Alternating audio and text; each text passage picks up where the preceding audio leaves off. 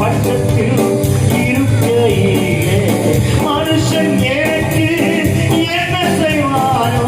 காருண்யக்க கொஞ்சம் சொல்வோம். எத்தனை கோடி பணம் இருந்தாலும், எத்தனை கோடி செல்வம் இருந்தாலும்,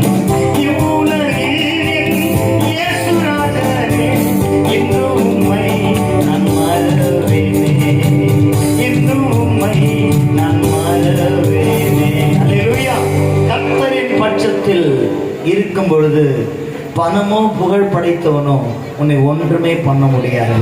அல்லேலூயா. மனுஷன் எனக்கு என்ன செய்ய முடியும்? அப்போ இப்படிப்பட்ட தேவனாகிய கர்த்தர் நம்முடைய பட்சத்திலிருந்து நம்மை கண்ணோக்கும் பொழுது முதலாவதாக நம்ம பார்க்கிறோம், தேவன் கண்ணோக்கமா இருந்து நம்ம இடுக்கத்திலிருந்து விடுவிப்பு. அல்லேலூயா. தேவை உள்ளவருடைய தேவைகளை அறிந்தவராய் அவர் அற்புதங்களை செய்கிற கர்த்தர். பசி உள்ளவனுக்கு தான் என்ன கொடுப்பார்? ஆகாரத்தை. பசி இல்லாத ஆகாரம் தருவாரா? அப்போ என்ன பிரச்சனை வருதோ அந்த பிரச்சனை உள்ளவர்களுக்கு விடுவிக்கும்படியாக தான் கர்த்தர் இறங்கி வருவார். ஒரு அல்லேலூயா சொல்லுவோம். அல்லேலூயா. ஒரு வசனத்தை வாசிப்பதனால சங்கீதம் 106 44 வசனத்தை படிங்க. அவர்கள் கூப்பிடுதலை அவர் கேட்கும் போதோ அவர்களுக்கு உண்டான இடுக்கத்தை அவர் கண்ணோக்கிறார். ஒரு அல்லேலூயா சொல்லாமா? நம்ம கூப்பிடும் பொழுது வேதம் சொல்றது, ஆபத்து காலத்தில் என்னை நோக்கி கூப்பிடு, நான் உன்னை விடுவிப்பேன், நீ என்னை மகிமைப்படுத்துவாய்.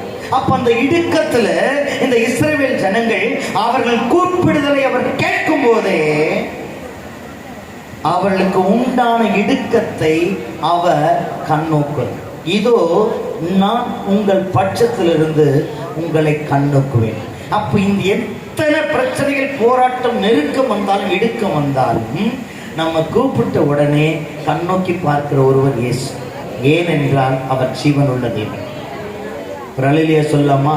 அநேக தெய்வங்கள் உண்டு உலகத்துல சொன்னாலும் அது கண் இருந்தும் காணாத, கால் இருந்தும் நடக்காத, மூக்கிருந்தும் முகராத தெய்வங்கள் என்று சொல்லி நம்பி இன்னைக்கு ஓடிக்கொண்டிருக்கிற ஜனங்களுக்கு மத்தியிலே இந்த ஜீவனுள்ள தேவனை நோக்கி கூப்பிடுகிற வேளையிலே அவனுக்கு உண்டான இடுக்கத்தை ஆண்டவர் கண்ணோக்கி பார்க்கிறார்.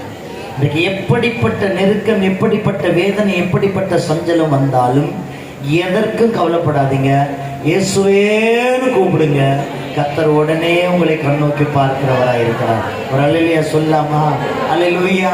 இயேசுவே நீரே. ஆனால் அந்த கடலில் நான் நடக்கிறோமா நடந்தான். ஆனால் நடக்கிற வேலையில பார்த்தீங்கன்னா அப்படியே கொஞ்சம் கொஞ்சமா என்ன பண்ண பேதுரு முழுக்குனா. இயேசுவே என்ன பண்ணுங்கப்பா ரட்சின்னு சொன்ன மாத்திரத்துல கர்த்தர் உடனே அவனை தூக்கினார். இன்னைக்கு நீ எந்த நிலைமையில வந்தாலும் என்னை தூக்கி நிலைநிறுத்த கர்த்தர் வல்லவர்.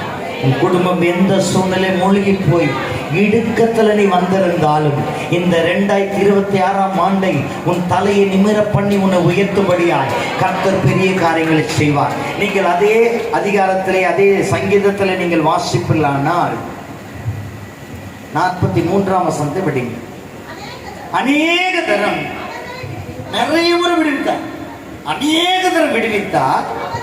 அவர்களோ தங்கள் யோசனையினால் அவருக்கு விரோதமாய் கலகம் பண்ணி தங்களை அக்கிரமத்தினால் சிறுமைப்படுத்தப்பட்டார்கள்.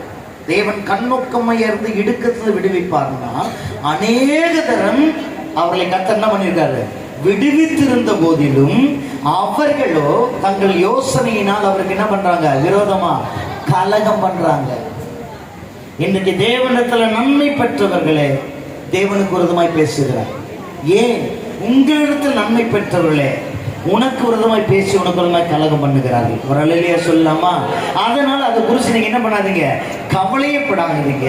அங்கே தங்களுடைய அக்கிரமத்தினால் சிறுமைப்படுத்தப்பட்ட அந்த நிலைமையிலும் அவர்கள் கூப்பிடுதலை அவர் கேட்கும் போது, ஒரு அல்லேலூயா சொல்லலாமா? அவர்கள் கூப்பிடுதலை அவர் கேட்கும் பொழுதே இடுக்கத்தை அவர் கண்ணோக்கி அவர்களுக்காக தமது உடன்படிக்கையை நினைத்து தமது மிகுந்த கிருபையின்படி மனஸ்தாபப்பட்டு அவளை சிறைப்பிடித்த யாவருக்கும் அவளுக்கு இறங்கும்படி கர்த்தர் செய்தார். கரங்களை தட்டி கர்த்தரை மகிமைப்படுத்தி, எந்த சூழ்நிலை எப்படி நாம் பெற்ற பிள்ளைகள் நமக்கு விரோதமாக எழும்பி கீழ்ப்படியாம என்ன போனாலும் அந்த பிள்ளைகளை நாம் நேசிப்பது போல இன்னைக்கு எத்தனையோ சூழ்நிலை கர்த்தருக்கு விரோதமா நம்ம போயிருந்தாலும் இந்த புதிய ஆண்டிலே கர்த்தர் உனக்கு இறங்குகிற கர்த்தராய் இருந்து உன் இடுக்கத்திலிருந்து கர்த்தர் உன்னை விடுவிக்க வல்லவராய் இருக்கிறார். ஒரு சொல்லுவோமா? நீங்க நாகும்